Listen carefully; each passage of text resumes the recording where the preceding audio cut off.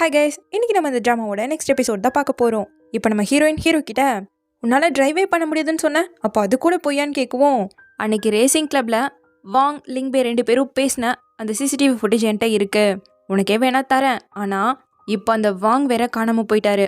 நீயும் இதை பற்றி இன்வெஸ்டிகேட் பண்ணுறேன்னு என் அம்மாவுக்கு தெரிய வந்து உனக்கு ஏதாவது ஆயிடுச்சுன்னா அதனால தான் நான் உன்னை இன்வெஸ்டிகேட்டே பண்ண வேணான்னு சொல்ல. அப்போது என் அம்மாவோட கேஸ் என்னாச்சு, அதுக்கு நீ தான் ஐ விட்னஸ்னு கேட்கவும், அன்னைக்கு நான் வாங் காரோட நம்பர் பிளேட்டை மட்டும்தான் நோட் பண்ணேன். பட் என்னோட அம்மா என்னை கன்ஃபியூஸ் பண்ணதால நான் திரும்ப போலீஸ்கிட்ட போய் சரியாக பார்க்கலான்னு சொல்லிட்டு வந்துட்டேன். பட் இப்போது எல்லாத்தையும் உட்காந்து யோசிக்கவும் தான் எனக்கு விஷயமே புரிய வந்துச்சுங்கிறான். இதை நான் நம்புறதான்னு கூட எனக்கு தெரியலன்னு இவ சொல்லவும், இங்கே பாருமே, என் அப்பாவை நான் ஆல்ரெடி இழந்திருக்கேன், உன்னையும் நான் இழக்க விரும்பலங்கிறான். இதே மாதிரி தான் அவங்க அப்பாவோடைய அவன் ஃபாஸ்ட்டாக காரை ஓட்டிகிட்டு போகும்போது உங்ககிட்ட ஒன்று கேட்கணும், உங்களோட சொந்த மகன் நான் கிடையாதுலன்னு சொல்லிட்டு இவனுக்கு கோவம். எல்லாத்தையும் தெரிஞ்சுக்கிட்டு எதுக்காக இத்தனை நாள் என்கிட்ட இருந்து மறைச்சிங்க, உண்மை ஏன் என்கிட்ட சொல்லன்னு கோவப்படுறான். நான் உன்னை என் மகன் போல தான் பார்த்தேங்க, நான் தான் உங்க மகனே இல்லையேன்னு சொல்லிட்டு ரொம்ப வேகமா காரை ஓட்டிக்கிட்டு போறான். அதே போலதான் இப்போ நம்ம ஹீரோயினையும் வச்சு ஓட்டிக்கிட்டு போயிட்டு இருக்கான்.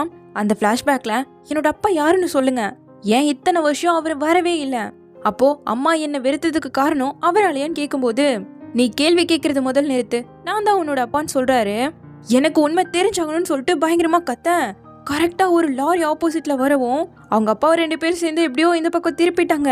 பட் இப்போ அது ஞாபகம் வரவும் அப்படியே காரை நிறுத்திட்டான். ஸோ காய் இவங்களை தாண்டி போயிட, அப்போ மட்டும் என் அப்பாவை காப்பாத்துற திறமை எனக்கு இருந்திருந்தா இப்போ எத்தனையோ விஷயங்கள் மாறி போயிருக்கும்ல, எனக்கு எப்பவும் இது மட்டும்தான் தோணிக்கிட்டே இருக்கும். அப்படி அந்த ஆக்சிடென்ட்ல காரே தலையிலா கிடக்க பெட்ரோல் ஏதோ லீக் ஆகிட்டு இருக்கு. முதல் அப்பதான் கண்ணை விழிக்கிறாரு. ஹீரோ மயக்கத்திலே இருக்கவும் அவனை எழுப்ப ட்ரை பண்ணி கடைசியில பின் வழியா போய் அவனை எப்படியோ எழுப்பி விட்டுட்டாரு. ஸோ அவன் மெல்லமா எழுந்து வரவும் பின்னாடி போய் இவனை எழுப்பி விட்டதால அவர் மாட்டிக்கிட்டாரு, வெளியே வர முடியல. கரெக்டா நெருப்பும் அதிகமா ஸ்ப்ரெட் ஆக ஆரம்பிச்சிடேன். ஹீரோவும் அப்பாவை வெளியில இழுக்க ட்ரை பண்றான், சுத்தமா முடியல. ஸோ பையனுக்கு எதுவும் ஆயிடக்கூடாதுன்னு ஹீரோவை தள்ளி விட்டு அவரே காரை லாக் பண்ணிக்கிட்டாரு. ஸோ நம்ம ஹீரோ கண்ணு முன்னாடியே அவங்க அப்பாவை இழந்திருக்கான். மிங், உன்கிட்ட எனக்கு தெரிஞ்ச எத்தனையோ விஷயங்களை நான் மறைச்சிருக்கேன், அது எல்லாத்துக்கும் காரணம் உன்னை காப்பாத்துறது மட்டும்தான் என்னோட நோக்கமே.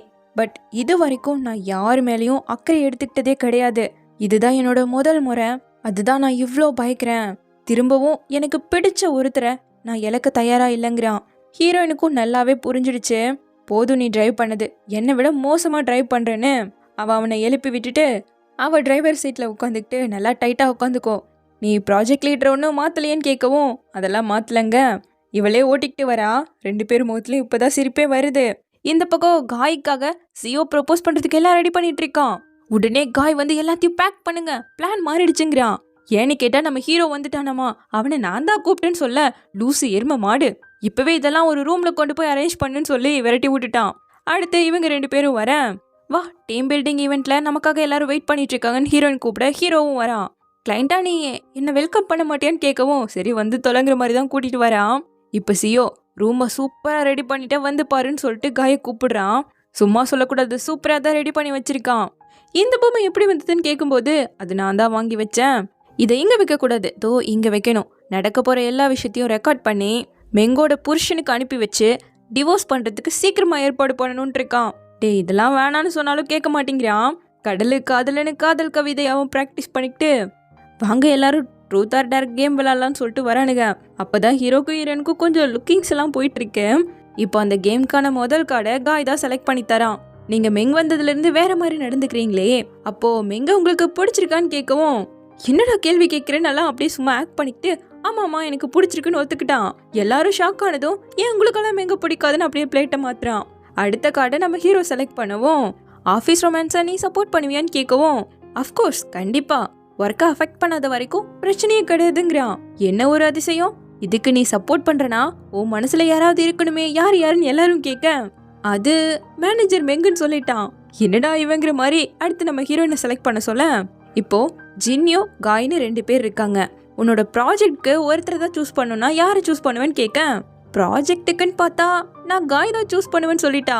எனக்கு இந்த பதில் பிடிக்கவே இல்லைன்னு ஹீரோ சொல்ல, எம்ப்ளாயிஸ் கிட்ட நல்லபடியாக நடந்துக்கணும் மிஸ்டர் லீன்னு சொல்லிட்டு ஒரு நிமிஷம் எந்திரிக்கும் போது எங்க வெளியே போறியான்னு கேட்குறான். நான் ரெஸ்ட் ரூம் போறங்கவும் கீழே காலியா இருக்குன்னு அவளை அனுப்பி வச்சுட்டு இவனுக்கு 2 பேரும் ஓட ஹீரோவும் பின்னாடியே வரான். இப்போ நம்ம ஹீரோயினும் அவன் ரெடி பண்ணி வச்சிருந்ததெல்லாம் பார்க்க, என்னது இது, ஹஸ்பண்டை விட்டு பாஸ் நீ சூஸ் பண்ணிடுவோம் போலேங்கிற மாதிரி ஹீரோ கேட்க, ஏன் உனக்கு ஜெலஸ் ஆகுதான்னு கேட்குறான். அவள் உன்கிட்ட ப்ரொப்போஸ் பண்ணுறதுக்கெல்லாம் ரெடி பண்ணிட்டு இருக்கான்னு சொல்ல. சத்தியமா இதை பற்றி எனக்கு முன்னாடியே தெரியவே தெரியாது. அதுக்காக உன்னையும் நான் ஃபுல்லாக மன்னிக்கவே இல்லையேங்க. லைட்டாக கிஸ் பண்ணிட்டு இப்போ மன்னிக்கலாமேன்னு கேட்குறான். யாராவது பார்த்துருவாங்கன்னு உனக்கு பயமா இல்லையான்னு கேட்கவும் அவள் அவளை பிடிச்சிக்கிட்டு இந்த மூமெண்ட்டை என்ஜாய் பண்ணலாமேங்கிறான். ஸோ அப்படியே 2 பேரும் கிஸ் பண்ண ஆரம்பிச்சிட அங்கே தான் உள்ள கேமரா வச்சிருக்கானுங்களாச்சே. ஸோ கரெக்டாக இதை நம்ம சிஓ பார்த்துட்டான். அந்த காய் உன்னை பார்க்குற பார்வை இருக்கே எனக்கு அவ்வளோ கடுப்பாகும்னு சொல்ல. எதுக்காக அவனோடலாம் கம்பேர் பண்ணிக்க, எப்படி இருந்தாலும் நான் உன்னோட தான் சேர போறேன்னு சொல்லவும் இவனுக்கு இன்னும் ஷாக் ஆகும்போது கரெக்டா காய் நான் வந்துகிட்டே இருக்கேன்னு டெக்ஸ்ட் பண்ண ஐயோ வேணாம் அப்படிங்கிற மாதிரி ஓட ஆரம்பிச்சிட்டான்.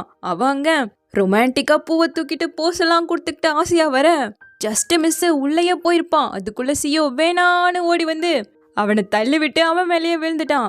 என்னடா பண்றேன்னு எழுந்திருக்க ட்ரை பண்ண அவனை அப்படியே பிடிச்சிக்கிட்டு நீ உள்ள போகக்கூடாது, ஒரு முக்கியமான விஷயத்த உன்கிட்ட நான் சொல்ல போறேன், அது உன்னோட ஃபியூச்சரை பத்தி.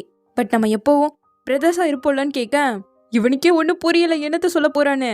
உன் நல்லதுக்காக தான் சொல்றேன், இப்போதைக்கு அவட்ட ப்ரப்போஸ் பண்ணாத, அவளுக்கு கல்யாணம் இன்னும் டிவோர்ஸ் ஆகல, அவ உனக்கு சரியானவ இல்லைங்க. என்னடா பண்ணிட்டு இருக்கேன்னு தள்ளி விட்டு அவன் உள்ள போறான். முடிஞ்ச வரைக்கும் அவனை பிடிச்சிட்டு வேணாம் வேணான்னு கத்திட்டு இருக்கேன். கரெக்டா நம்ம ஹீரோவும் ஹீரோயினும் அந்த வழியா வெளியே போயிட்டாங்க. இவனுக்கு உள்ள வந்துட்டானுங்க. அப்படா உள்ள இல்ல நீவன் ஃபீல் பண்ண எங்க போனா உள்ள வந்தாலே நீவன் யோசிக்கவும் அவன் சத்தியமா ஜினியோ கூட மட்டும் போகவே இல்லைன்னு இவனே போட்டு விட்டான். ஸோ டவுட் வந்து அந்த கேமராவில் பார்க்கலான்னு வந்து பார்க்க அதுக்கும் சுத்தமா விட மாட்டேங்கிறான். வேணும்னே அதை உடைச்சு தோ பாரு ஒர்க் ஆகலங்க, ஒர்க் ஆகுதுடாங்கிறான். திரும்பவும் அதை கீழே போட்டு தோ இப்ப பாரு ஒர்க் ஆகலன்ட்டு இருக்கான். என்கிட்ட நீ அடி வாங்க போற ஒழுங்கா நகருங்க. இத்தனை நேரம் பயந்தவ அவனை பயமுறுத்த ஆரம்பிச்சுட்டான். அவளுக்கு இன்னும் டிவோர்ஸ் ஆகல, கரெக்டான வழியில தான் நீ போகணும், உன் நல்லதுக்காக மட்டும்தான் நான் யோசிச்சு உனக்காக மட்டும்தான் நான் சப்போர்ட் பண்ணுவேன். முதல்ல மேங்கோட புருஷனை பத்தி நம்ம இன்வெஸ்டிகேட் பண்ணணும், அதை நான் பண்றேன், எனக்காக நீ வெயிட் பண்றேன்னு சொல்லிட்டு கடைசி வரைக்கும் லேப்டாப் அவன் கிட்டேயே கொடுக்கலையே. இப்ப நேரா செங்கிட்ட வந்தவன் நீ தானே மேங்கோட புருஷன், நான் அவளோட ஃப்ரெண்ட் சியோ, உன்னை பத்தி தெரிஞ்சுக்கலாங்கிறதுக்காக வந்தங்கவும் வா வா உட்கார கூடிங்கிறான். பொண்ணும் ஆணும் சமந்தான், ஆனா உன்னோட ஒய்ஃப் ரொம்ப அழகா இருக்கும்போது அவளை கொஞ்சம் கண்காணிக்கிறது நல்லது. நிறைய ஆம்பளை பசங்க பின்னாடி சுத்துவாங்க இல்லையா அங்க.